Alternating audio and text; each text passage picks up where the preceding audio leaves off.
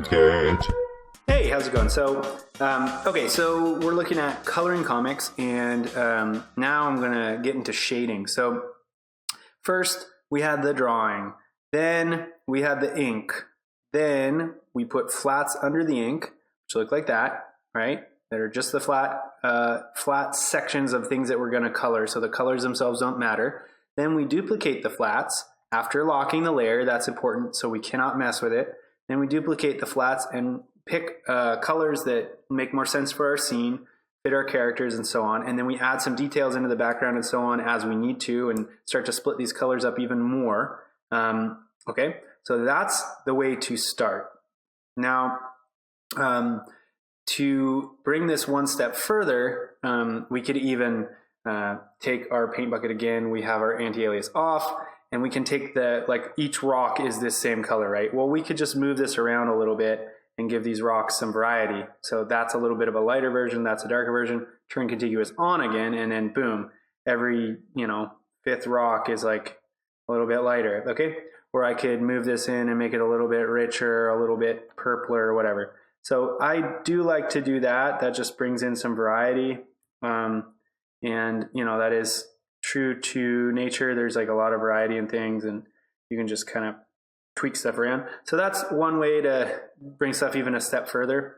But you don't have to worry about that too much. For now, I'm going to think about this in terms of just basically what we want to shade. So let's add a layer. Boom. And let's call this shadows. All right. And then this shadow layer, we are going to do something special with. We're going to go to the layer style, or the layer blend method. We're going to go to multiply. Okay. So multiply is takes the value and makes it darker by multiplying it against the value that's underneath it. Okay. So now here's the cool thing. We're going to pick a shadow color.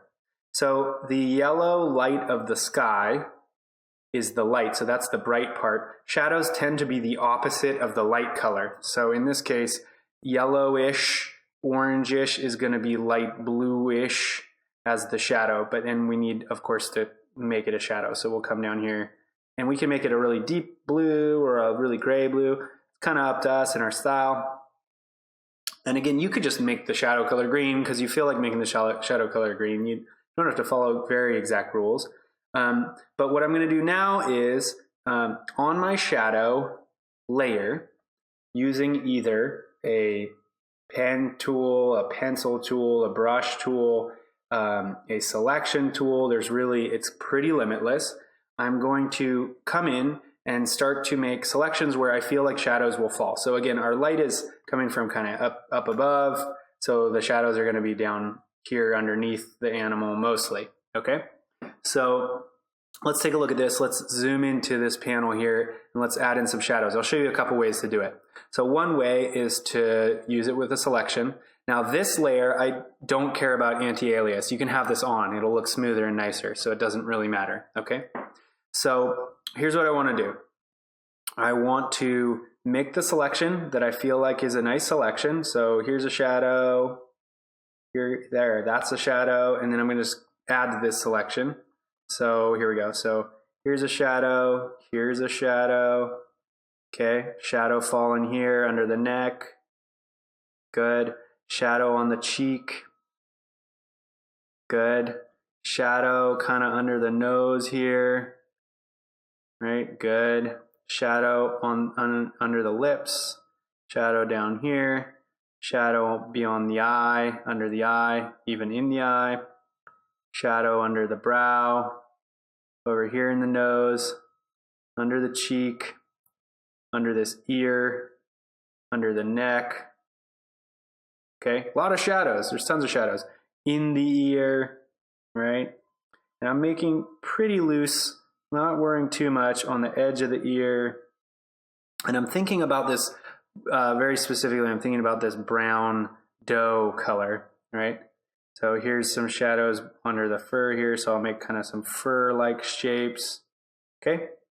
And I'm going to show you another way to shade after this one, but I want to show you a couple of varieties of ways.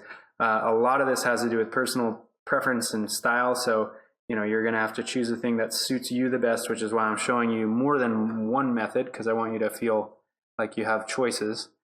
All right. And there isn't one way to do this. Okay. So there we go. And then I'm going to do shadow under the horns. Okay, good. Make a nice selection there. So right now I'm not thinking about much. I'm mostly just thinking about where I want the shadows to fall on this brown form. Okay. So that's pretty good. So there's all my shadows. So I have this blue color. So now what I'm going to do is I'm going to, this is the interesting part, right? I'm going to go to my flats. Okay, this is important. I'm going to go to my wand tool. Okay. And I'm going to go, I'm going to go, here, I need my modifier keys. I'm going to go Shift Alt or Command Shift. Okay, if you're on Mac. And that's going to make this turn from a wand with a plus to a wand with an X. And what that means is that it's going to grab the intersection. The other way of doing that is to come up here to the, if that all those modifier keys confuse you, go up to the top left here where it has these different things, and it's this last one where it shows like a Venn diagram, them intersecting each other. And then when you click with that, you click inside your shadow.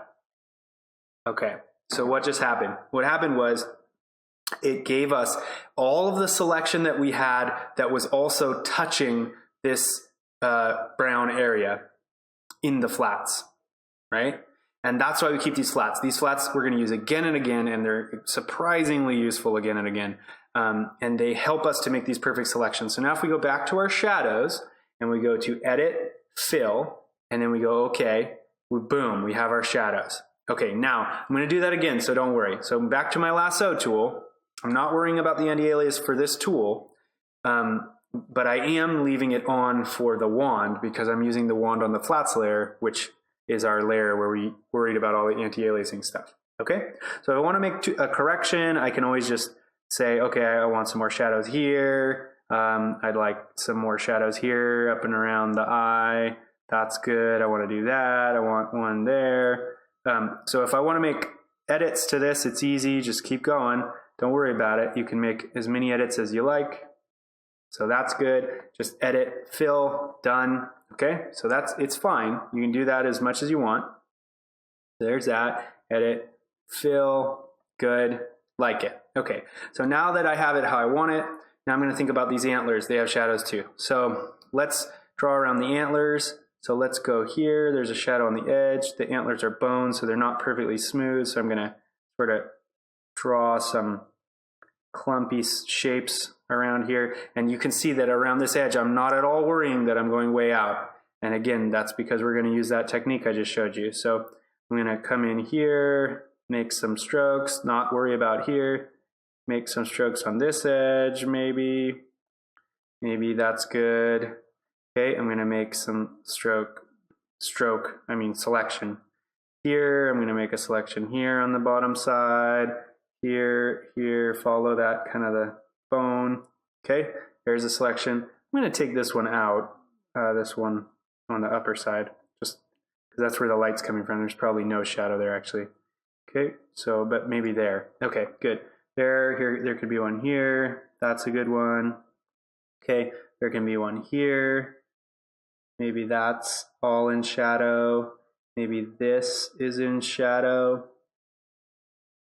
So this method, I'm just going to call the selection method, where I'm just selecting and just kind of coming along and doing what feels right, sort of just based on how I feel about right then, and sort of coming around and just making selections. All right. So, and then we're going to come in here, do that. Okay. So let's see. So there. Okay. So that's pretty good. Okay. So now I have that how I want. Okay. Now I have too much selected here. So we're going to use our trick. So we go to the wand tool. We make sure we're on intersect mode. We go to our flats layer and we click on the color that we're trying to add the shadow to. Okay, and it's just that simple. Then we go back to the shadow layer and we fill. Okay, now if you're worried about accidentally filling on the flats layer or whatever, that's why we locked that layer. Even though it's locked, we can still make selections, but we can't change it, and that's exactly why I did that. Okay, so now we have a couple really cool things going on, which is the reason that I like this method. Okay, so it's easy to modify, it's easy to tweak because the shadows are on their own layer. If I don't like them, I can erase them, right? I can change them. I can modify them. They're on their own layer. So it's non-destructive. I haven't messed with any of my drawings. The other reason I like this is because it's on a multiply, which means that even though I'm choosing blue, I'm thinking about this, how light actually works. It's kind of a blue shadow because it's yellow goldish lighting, which should be accurate. And then now I have this blue on this particular brown. Well, what color does that make? Actually, let's go over here and to this one. On this brown, this blue makes this color. It's like a green. But on the same blue, on this yellow, makes another color. This is a different color, see? So I could, you know, by spending a long time, guess at those colors, but it'd be pretty hard. This way, I know that the shadow is giving me the right color, which is pretty cool, even though I'm going over various different base colors, right?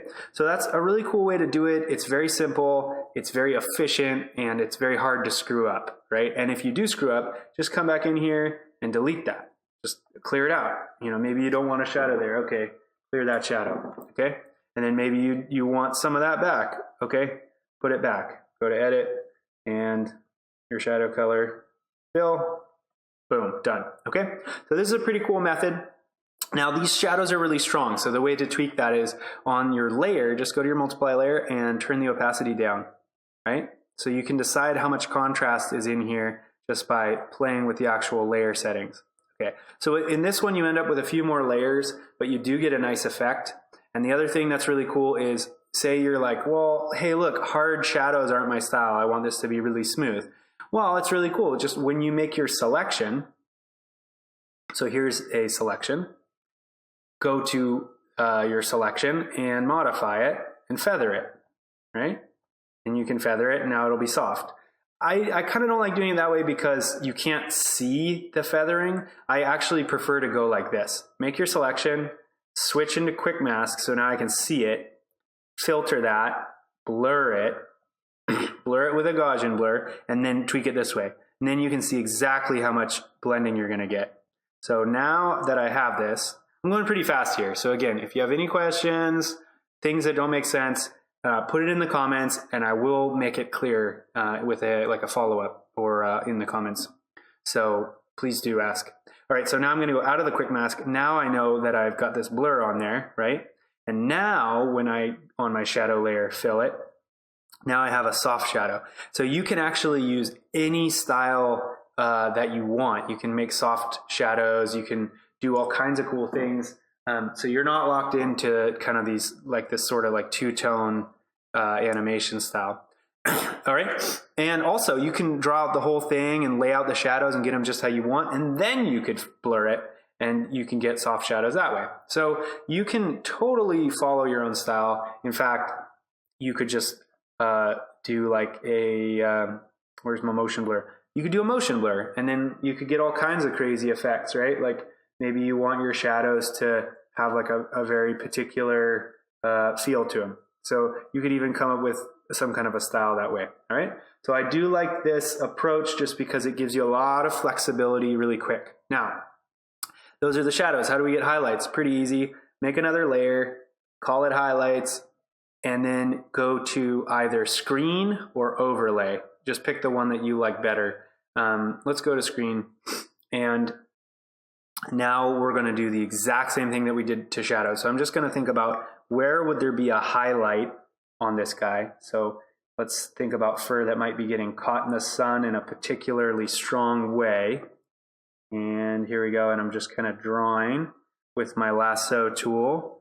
And here we go. So I'm drawing sort of fur shapes because it's a furry animal. Yeah, furry animal. All right. So there we go. Up here. Up here. Okay, and then I'm going to kind of go on the edge here, just like there's a little rim light or something. So I'm going to go on the edge of this guy as well. Not worry about coming over the edge here because again, we're going to use our little wand selection trick. Okay. All right, so I'm just thinking where those big highlights might be. And there we go. Maybe one here on above the eye, maybe one here even on the ear, and maybe one on the around the cheek. Okay, good, done, easy. Maybe a little bit more over here, why not? Okay, so good. Now we're gonna use our trick. We're gonna pick the wand, make sure we're on the intersect selection, go to the flats, click on the color that we're gonna shade or highlight, go back to our layer, which in this case is the highlights layer, and then we need to pick a highlights color. So we already have our sky color, so why not just click on that, and boom. Now I can modify it a little bit, I can make it a little bit richer, switch it around, but basically it's gonna be the sky color if we're outdoors. If we're indoors, you gotta think about, you know, the lighting that's inside there. So let's fill this. Boom. Okay, so now, obviously, right at the minute, it's too bright. But we can do the same thing. We turn our opacity down, and boom, we can get it just right. And you can use the same thing. You can use the same effects. You can, soften this, or you can blur it, or you can do whatever to make it a little bit more of a softer light or whatever. And actually, here's another thing. Because it's its own layer, check this out. So let me just put highlights, right? Okay, so because height lights, whatever. So if you put these things on their own layer, they can also use layer styles. So one cool thing to do with a really bright light is to give it a glow. So now this will have an outer glow. The color of the glow will probably be the sky color. And then we can play with this. So I can have that glow. You can see what that does. If I have this glow, okay? And I can spread it out or have it really tight, and I can kind of create, again, I can choose how bright that is, but I can kind of create this effect, right? Really bright highlights that are so bright that they're actually glowing. So those are really, really easy ways to shade that take very little time. So I do like this method just because of its ease of use, and then like a bunch of bang for the buck. Like you can, you just made a joke. So you can you can really get a lot of mileage out of this and tweak stuff to your heart's content. But one of the downsides is that it does require 2 extra layers. So that is a little bit of a bummer. One of the cool things is that these layers are completely non-destructive to the rest of the work you've done. So you just build on them, and it's really easy to build up towards something that looks pretty good, and modify it as you need to, and then get like a finished thing at the end. Okay, so that's what I call kind of the selection method. So I just use the lasso, and then I use the wand with this intersect method or mode on, and go to the flats, and then I click on the thing I want it to intersect on. So that's all I do for that. It's just lasso and the wand on intersect and the flats channel. So that's a really cool one. I hope you guys kind of try that out and see if you like it or not, see if it fits you. Next time, I'm going to do a very different style. And because I want to show you that there's a lot of ways to do this. So this one's really fast, but it's pretty simple. I think anyone can do this, but it's not as, it's not like painterly, and it's not, there's other things you can do. So in the next one, we're going to take a look at a more painterly kind of style. I think that'll be really cool, and you'll enjoy that too. And again, we're going to use our flats channel to help us with that. So join me again. We'll take a look at this. We'll keep getting into comics and coloring and helping you guys out. If you have any questions and comments, you know where to put them below. And if you don't, then subscribe. Keep watching, keep hanging out, and get involved with this stuff. All right, guys. Bye. Yamsketch.